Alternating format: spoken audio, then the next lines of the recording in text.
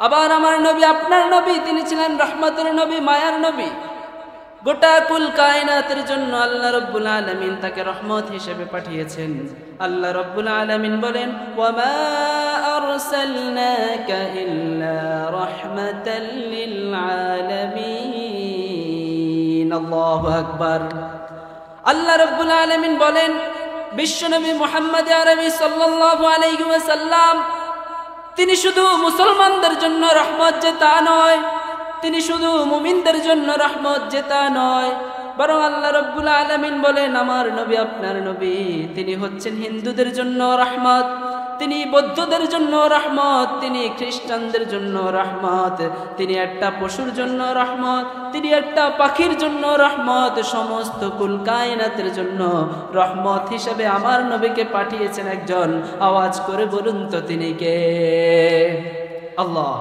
আল্লাহ রাব্বুল আলামিন আমার নবীকে গোটা কুল কায়নাতের জন্য রহমত হিসেবে পাঠিয়েছেন। এই নবী কেমন নবী ছিলেন? এই নবী আমাদের জন্য বহু মার খেয়েছেন। তিনি চাইলে রাজকীয় জীবন যাপন করতে পারতেন, কিন্তু তা তিনি গ্রহণ করেন নাই। তিনি ইসলাম প্রচারের জন্য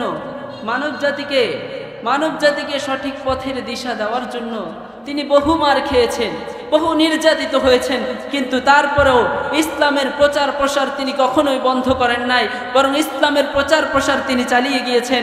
আর তার এই প্রচার প্রসারের মাধ্যমেই আল্লাহ রাব্বুল আলামিন দুনিয়ার জমিনে ইসলামকে কায়েম করে দিয়েছে। বলেন সুবহানাল্লাহ। সবাই বসে পড়েন, যারা দাঁড়িয়ে আছেন দয়া করে বসে পড়েন। যখন বিশ্বনবী মুহাম্মদ আরবি সাল্লাল্লাহু আলাইহি ওয়াসাল্লামকে মক্কার মানুষটা নির্যাতন চালাতে লাগলো, অপমান করতে লাগলো, বিশ্বনবীর উপর নির্যাতনের স্টিম রোলার যখন চালাতে লাগলো, চাচা আবু তালেব তাকে শেল্টার দিতেন, চাচা আবু তালেব তাকে দেখে শুনে রাখতেন, কোথাও কোনো সমস্যায় পড়লে তিনি তাকে দেখতেন। একবার মক্কার মুশরিকরা এসে আবু তালেবের কাছে বলল, হে আবু তালেব, তোমার ভাতিজাকে বলো, তোমার ভাতিজা যেন ইসলামের দাওয়াত বন্ধ করে দেয়, তোমার ভাতিজা যেন ইসলামের প্রচার প্রসার বন্ধ করে দেয়। সে যদি ইসলামের প্রচার প্রসার বন্ধ করে দেয় তাহলে তার আর কোনো ক্ষতি নাই, তার কোনো ক্ষতি হবে না। তুমি বলো সে কি নারী চায়? যদি সে নারী চায় তাহলে মক্কার মধ্য থেকে যত সুন্দরী সুন্দরী নারী আছে তাদেরকে আমি তোমার কাছে উপস্থিত করে ফেলবো।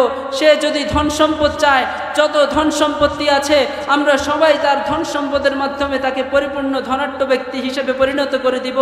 সে যদি নেতৃত্ব চায়, মক্কার সমস্ত নেতৃত্ব আমরা তাকে দিব, তবে সে যেন আমাদের পূর্বপুরুষদের সমালোচনা না করে, সে যেন তা আমাদের ধর্মের বিরোধিতা না করে, সে যেন তার ধর্মের প্রচার বন্ধ করে দেয়। কিন্তু বিশ্বনবী কি বললেন? বিশ্বনবী বললেন, চাচা, তারা তো আমাকে এমন অপশন দিয়েছে যেগুলো সম্ভব। তারা যদি আমাকে অসম্ভব কোনো বিষয়ের জন্য বলে, তারা যদি আমাকে বলে যে ডান হাতে আমার সূর্য আর বাম হাতে চন্দ্র এনে দিবে, ডান হাতে সূর্য আর বাম হাতে চন্দ্র এনে দিলেও আমি মুহাম্মদ আরবির পক্ষে ইসলামের দাওয়াত থেকে সরে যাওয়া কখনোই সম্ভব নয়। সুবহানাল্লাহ। এত বড় একটা অফার পেয়েছেন, কিন্তু কোনোভাবেই তিনি গ্রহণ করেন নাই, বরং তিনি মার খেয়েছেন।